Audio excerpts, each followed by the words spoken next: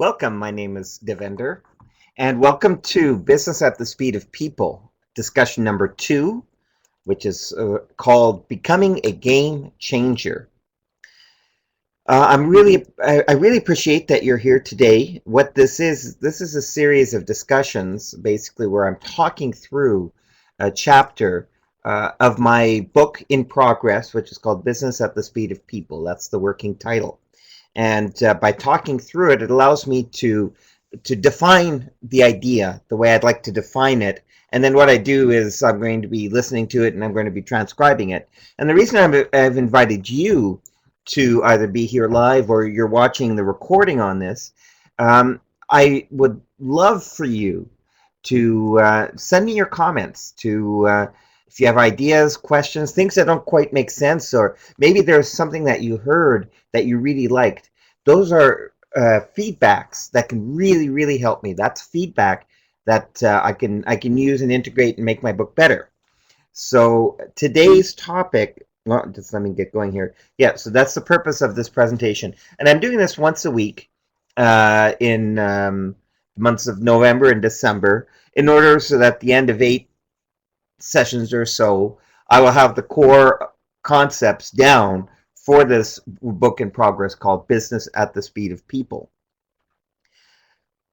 As we get into the second chapter, I just want to go quickly over some core ideas of chapter 1, so that I'll be using again in as we move forward.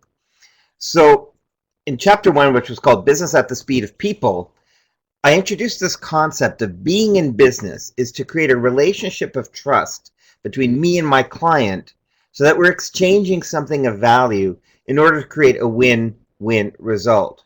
So in the people economy, which I call the nano-economy, I talked about economics. The economic model is broken right now with all the change that's happening, and with the advent of these people-to-people communications, which has started with the internet in the mid-90s and it's developed now to the social media, where I can speak to hundreds of people or thousands of people at the same time, just with the same ease as I'm doing a one-on-one talk, and vice versa too. So what we're doing now is we're democratizing the economy, and so that creates a third economy, a third economic model after the macroeconomics, which is the economy of monetary policy between nations, microeconomics, which is all about supply and demand, and I call nano-economics at the personal level, at the atomic level. The economic game has changed because at the personal level, the personal economy, what's important is the relationship of trust. I will buy from you because I trust you first. Yeah, I'll look at your prices and things like that. But what's really important to me is that I like you, I trust you, I want to connect with you. Vice versa. You do business with me in this personal nano economy because you have a relationship with me. It's the relationship that's important, not just the price, not just the price and the features and all of those things. In the nano economy, the purchase is made first, business is done first because of the personal relationship. That's what's most important. So that's what we were talking about in the first chapter, and I want to build on that by talking about what I believe is the most important asset you can have in the nano economy, in the personal economy. Oh, before that, I think I had 2 other slides. So quickly, this is sort of the overview of what business in the nano economy is all about. I'm just going to quickly talk about, where's my pointer? I have a pointer that should come here. Great, this is my pointer. So business is about me expressing, offering my passions, dreams, and desires. And so I have resources, knowledge, skills, things that I offer that are connected to who I am, what I'm passionate about, and I'm offering them to you so that you can live your passions and desires and your needs and your wants, so you can satisfy yourself, have a more satisfying life, and in return you're trading some of your resources to me, your time, your attention, your money, your love. I go back to that book, Love is the Killer App. um, and so when we're in this market, the market of mutual profit, where we both benefit, it's a win-win. You get everything you want, I get everything I want, and it helps us to live a more successful life. And success being defined as creating an experience of life which expresses your full potential. There's a lot of stuff. I invite you, if you haven't seen webinar number 1, to go back to that, to go more into detail about those ideas. Or, of course, buy my book when it comes out. I'll come back often to this definition of success. Success being creating an experience of life which allows you to express your full potential, which allows you to express who you really are. And I believe that's very, very important in the nano-economy, the economy of relationships, because we value these relationships, experiences, fulfillment, love, trust. Those elements become really important in the nano-economy. You can't necessarily put money on it. You can't put a price on those. So it doesn't respond to the microeconomic supply and demand kind of transactions. I do business because I like you, I trust you, and I want to build on our relationship. And that allows me to feel more successful in my life and you to feel more successful in your life. So that's a lot of the currency of the nano-economy. And I think we're going to go deeper into that in the next chapter, chapter 3, which is entitled Passion. The passion economy, if you want to call it that, but there's a reason for that. We crave experience. We crave the relationships as human beings, and that's what makes the personal economy, the nano-economy, so much more interesting from my point of view. That's why I'm very passionate about it. Okay, so now we get into the meat of where we are right now. Of course, the status quo is not an option. So if you want to thrive in your life, if you want to generate and create wealth, prosperity, so that you can live your full potential, the rules up until now were go to school, get a job that has a good pension, and you're set for life. But those rules are broken right now. The compact, the agreement, the agreements that we've been living under for the last 50, 60 years, which was a time of great prosperity, where you could look at your career and you know that each year you'd be earning a bit more and you'd be getting promotions, and you're moving ahead economically according to the rules of the microeconomy. That just doesn't work anymore, and that's why things are broken, and that's why we're experiencing this wave of protest, or whatever you want to call it, right now. In the fall of 2011, we have the Occupy movement. It's part of this frustration. People don't know what to do. They really don't know what to do. They don't know what the rules are anymore, because the rules have changed.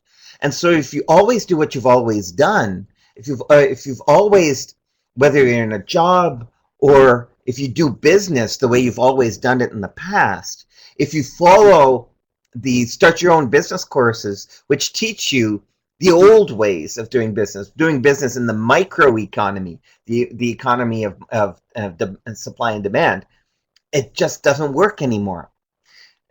Or if you're trying to do what other people around you are doing, that does not work anymore also. You have to do something different. How do you get ahead in this new people economy, this personal economy, what I call the nano, N-A-N-O economy? How do you get ahead when the status quo is not an option? Well, what you do is you change the game. You change the game. And when you change the game, now you are creating your economy. And that's another characteristic of the nano-economy. The nano-economy is how you define it. That's the beauty of it. Last week, I believe I mentioned, if not, I'm going to put it back in chapter 1. Your market in this nano-economy is the size of your network. It's the size of all the people who know you. So of course, when you start off, your market is small because you may not know a lot of people. You may not be interacting with a lot of people. But as you start growing your influence, as you start growing your network, your market gets larger. And I don't care what your market share is and another market share, because I'm building my own market of where I have 100% market share. That's a characteristic of the nano-economy. You make your own market. So by changing the game, right away, you started to define your own economy. Because it's the nano-economy is the economy of relationships.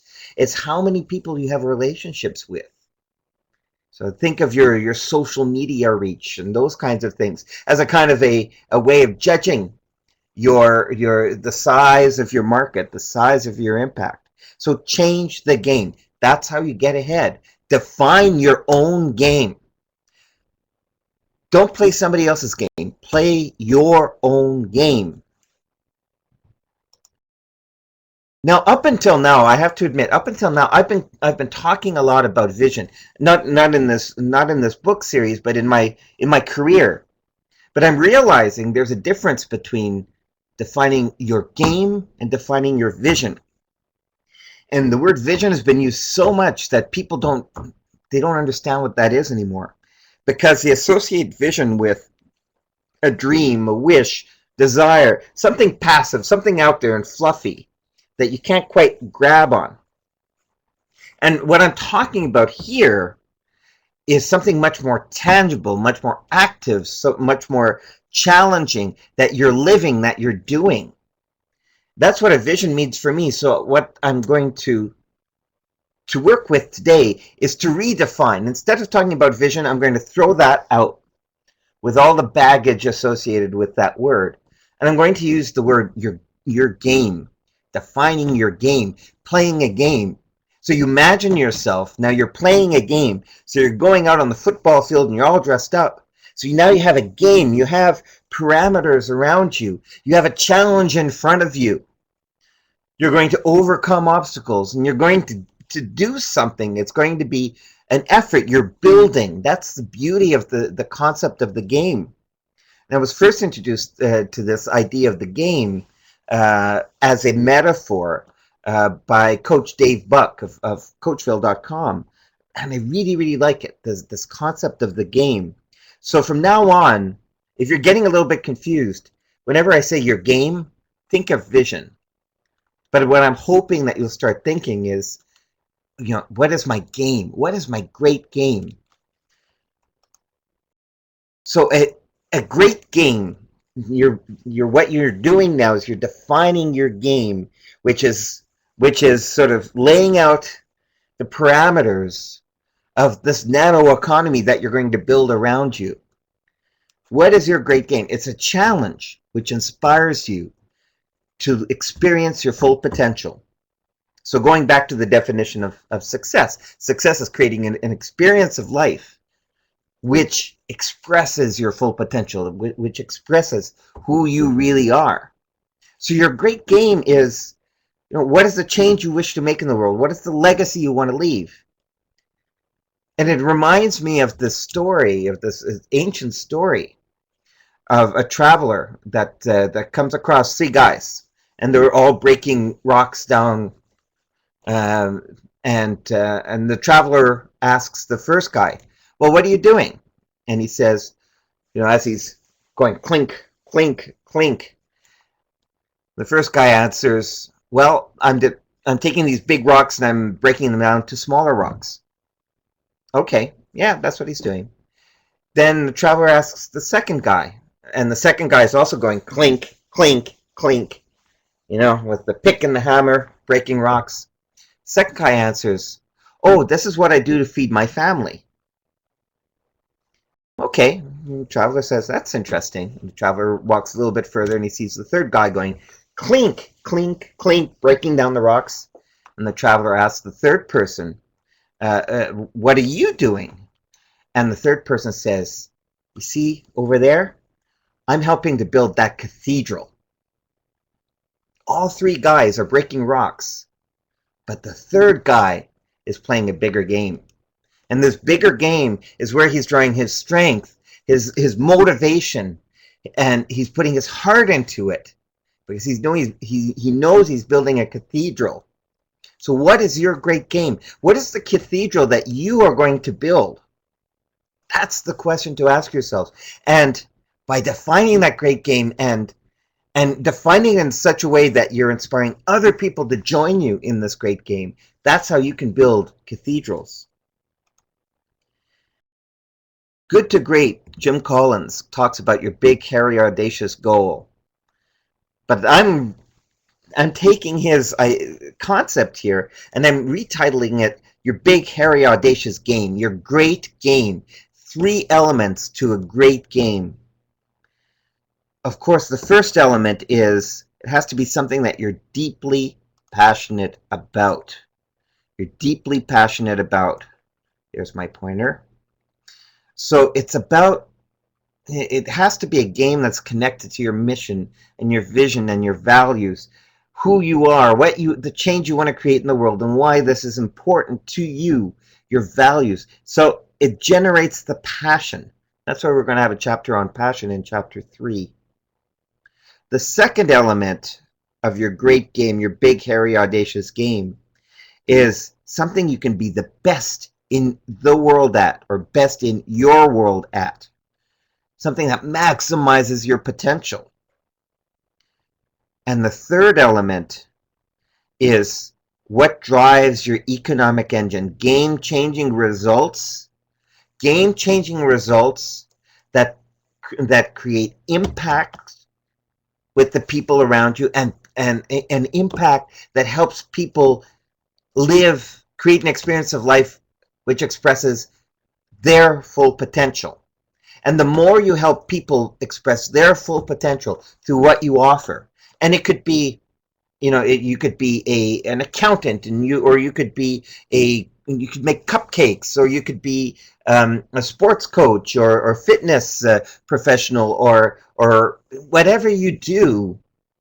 You're not just making little rocks. You're building cathedrals. You're using your talents, you're using your knowledge, your experience, and your passion to help the other person experience more of who they are through what you have to offer. And people will reward you for that. They're willing to commit more when they believe in you, when their trust is there, when they see that you want them to succeed.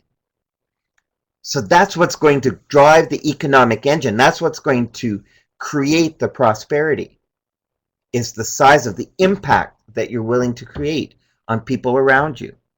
So the big, hairy, audacious game, your great game, has those 3 elements. It is really, really important. So something that you're deeply passionate about, something that allows you to be the best in the world, or the best in your world at, and third, something that creates game-changing results, an impact to all the stakeholders around you that helps make their lives better.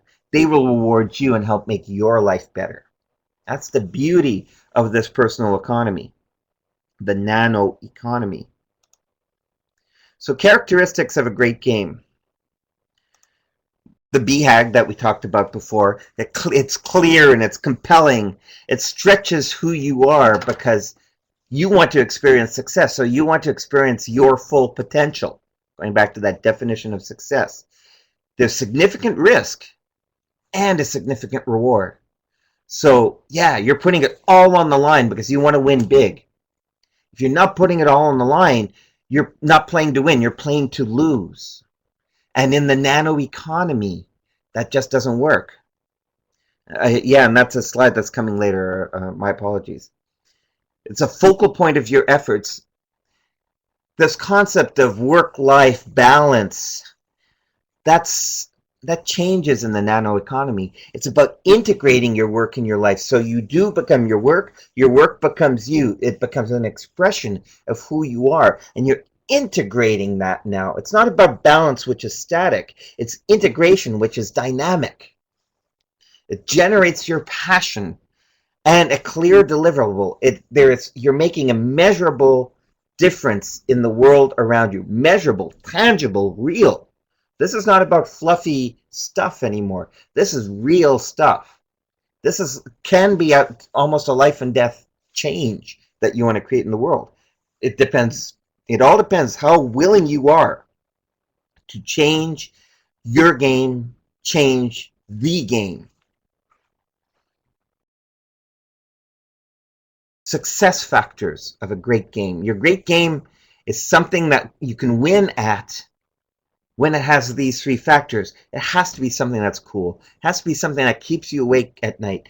Something that when you wake up in the morning, you jump out of bed and you're ready to go because you love this game and you want to play it. And the people around you see that you love the game that you're playing. And that helps attract people who value what you have to offer and who want to share in this game with you and who are ready to commit. It's compelling. Oh, that's just what I said. It attracts people and resources. They see that you're energized and they will come to you. The right people will come to you.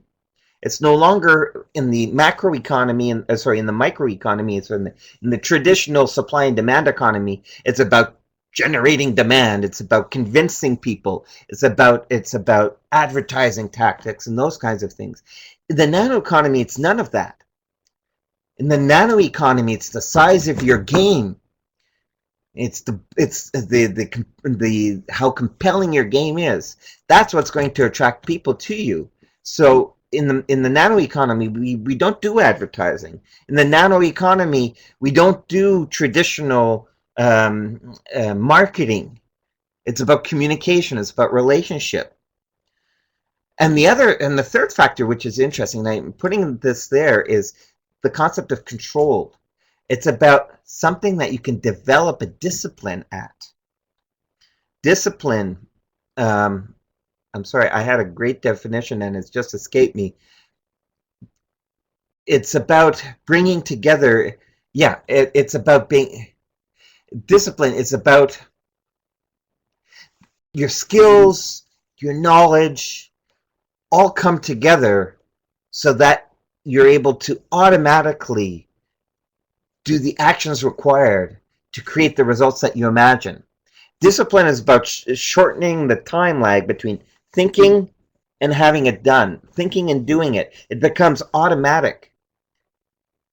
I'm going to have to develop that a bit, I'm sorry. But that's, when you look at pro football players, pro hockey players, pro baseball players, any kind of professional sports person, they're very disciplined. They know what they're doing. They might not know the results, but they know the actions required. They're willing to do the work. That's another aspect of discipline that I want to put in there. But those are success factors of a great game. It's not just about wishing and it will happen. You're willing to do the work. The blood, sweat, toil, tears, money, time, effort, all of those things that you're willing to invest so that you're executing on it, that you're making it happen. You make your great game happen. It doesn't happen on its own. But you have to be out there leading it and living it. And that's what will call people to you. I love Tom Peters, and he talks about wow projects. And from that, I'm taking extracting some ideas around the great game. And the great game has to be something that people look at you and they go, wow, I totally can't believe what you're doing. It's just so cool. It has to be something that triggers emotion in you and in others. Is focused on transformation. Your great game has to change the game. It has to change the status quo. The status quo no longer works, so you change the status quo. You take charge of transforming your environment around you so it's more in alignment with who you really are. So it is transformative for you, and it's transformative for all the stakeholders that are connected with you. It's something that you can learn. You can learn through the experience. It has tangible deliverables. I'm sort of repeating myself, but that's a core element. You're delivering something. It makes a tangible, measurable change around in the world around you. Does it create raving fans? Raving fans is a term from it's Tom Peters talks about it, but it comes from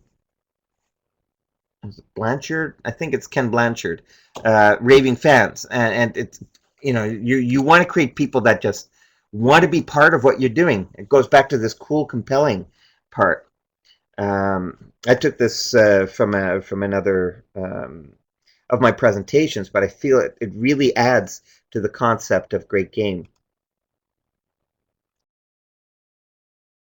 Okay, so you're defining your great game, and we're going to get more into details especially in the next chapter about really defining it in a way that is clear and it provokes this passion.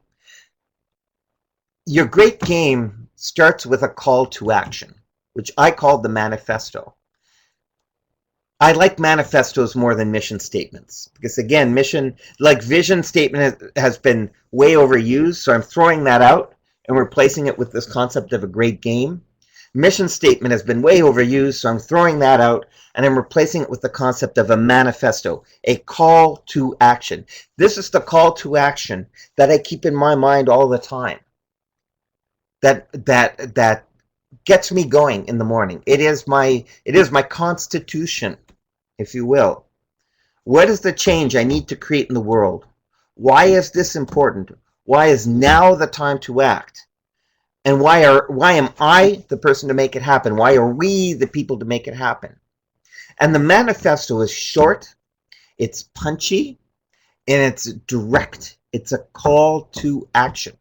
For example, my manifesto: I am on a mission to equip 21st century passion-driven entrepreneurial leaders with the clarity, the commitment, the confidence, and the courage to make a positive difference in the world. Why? I believe we need a new approach to leadership to meet the challenges of a rapidly changing and chaotic future.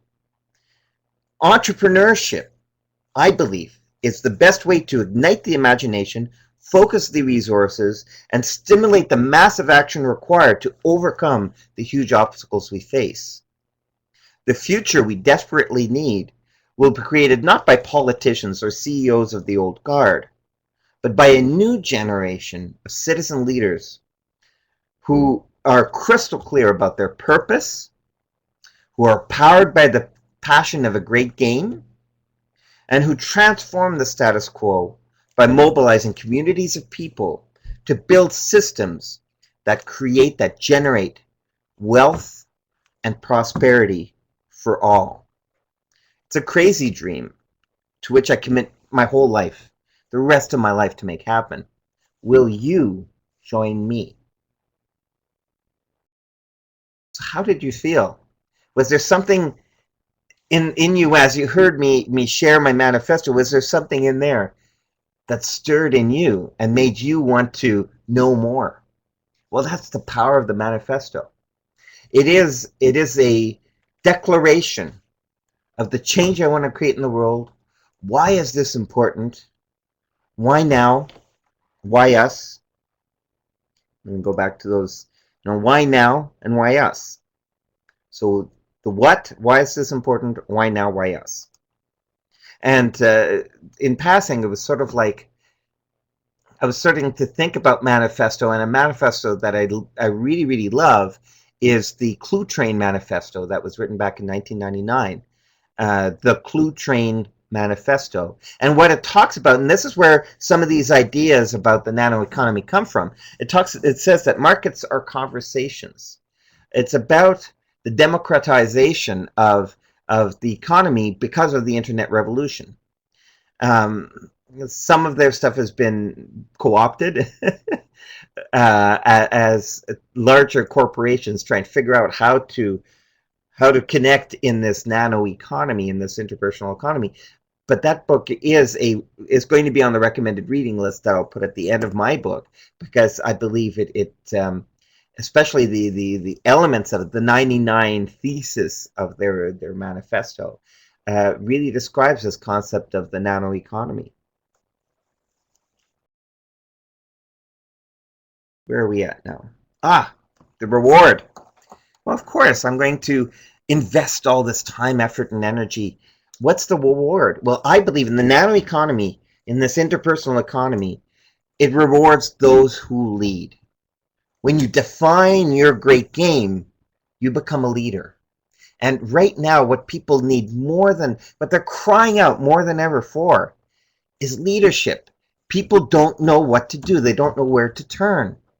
So that's how come you have all these crazy things going left and right, and people change political allegiances all of a sudden. You know, like over here in Quebec, it was like a large majority of people who used to vote for the Separatist Party now voted for the Socialist Federalist Party.